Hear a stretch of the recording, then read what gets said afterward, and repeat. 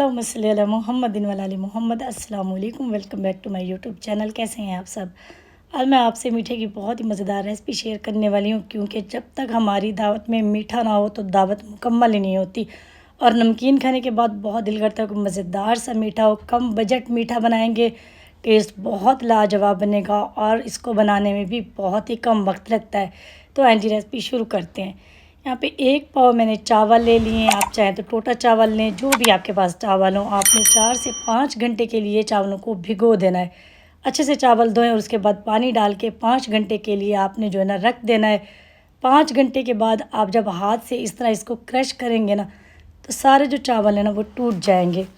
अगर आप चाहें तो जूसर में भी डाल के इसको कर सकते हैं क्रश, लेकिन क्या होता है कि जो जूसर है उसमें ये जो चावल है ना फिर वो पाउडर से बन जाते हैं, तो वो टेस्ट नहीं मिलेगा आपको।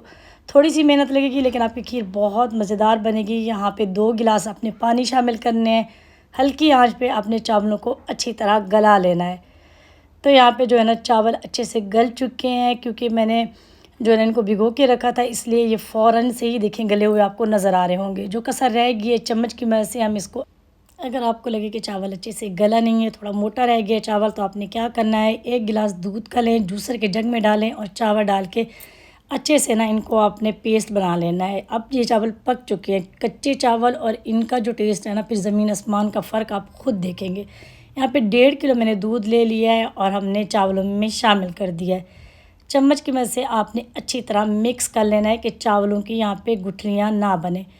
इसका टेस्ट बढ़ाने के लिए यहाँ पे आधा पैकेट लजीज़ा खीर मिक्स का मैंने इसमें शामिल किया है। आधा पैकेट मैंने पहले इस्तेमाल किया था, आधा पैकेट जो है ना मैंने इसमें अभी शामिल किया है। तो यहाँ पे 1 पाव चावलों में मैंने आधा पैकेट शामिल किया है। 1.5 किलो मैंने इसमें दूध शामिल किया है। 4 से 5 आपने सब्ज़ी इलायचियाँ उनके मुँह खोल के आपने इसमें शामिल कर देना है। आधा कप हम इसमें चीनी शामिल करेंगे, आपने टेस्ट के हिसाब से इसमें चीनी आपने शामिल करनी है, क्योंकि लजीज़ा खीर का जो पैकेट है उसमें भी चीनी होती है। हमने आधा कप चीनी इसमें शामिल की, और जो है ना थोड़ी सी हम चीनी बाद में भी शामिल करेंगे, वो आगे चल के मैं आपको बताऊंगी। तो टेस्ट के हिसाब से आपने जो है ना इसमें चीनी शामिल करनी है। 1.5 किलो दूध था, इसको हमने डाल के अच्छे से हल्की आंच पे पकने देना है। आपने बीच में से चेक करते रहना है, खीर है नीचे से फ़ौरन से लग जाती है।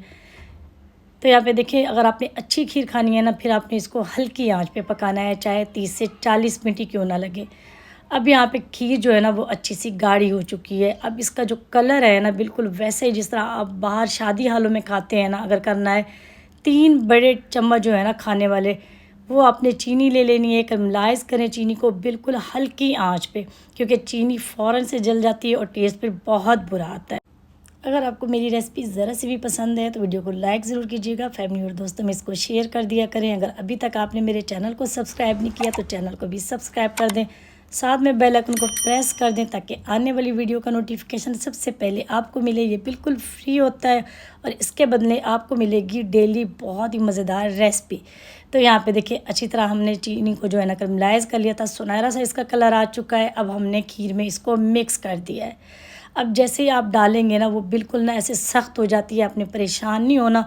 अच्छे से इसको मिक्स करें, ये फ़ौरन से इसमें घुलना शुरू हो जाती है। अब इस बात का आपने ख्याल रखना है, जब खीर गाढ़ी होना शुरू हो तो आपने उसमें चम्मच चलाते रहना है, क्योंकि फ़ौरन से फिर ये लगना शुरू हो जाती है।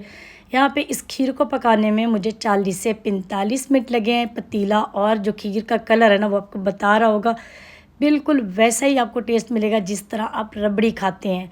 हल्की आंच पे आपने इसको पकने देना है। जब गाढ़ी हो जाए इसको ठंडा करें। ठंडा करने के बाद आपने इसको सर्विंग के लिए निकालना है, और जो भी आपके पास ड्राई फ्रूट हो उससे आपने गार्निश कर लेना है। मैंने यहाँ पे पिस्ता, बादाम और खोपरे के साथ इसको गार्निश किया था।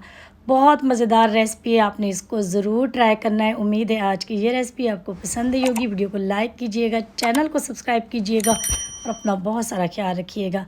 मिलते हैं इंशाल्लाह नेक्स्ट वीडियो में, तब तक के लिए अल्लाह हाफ़िज़।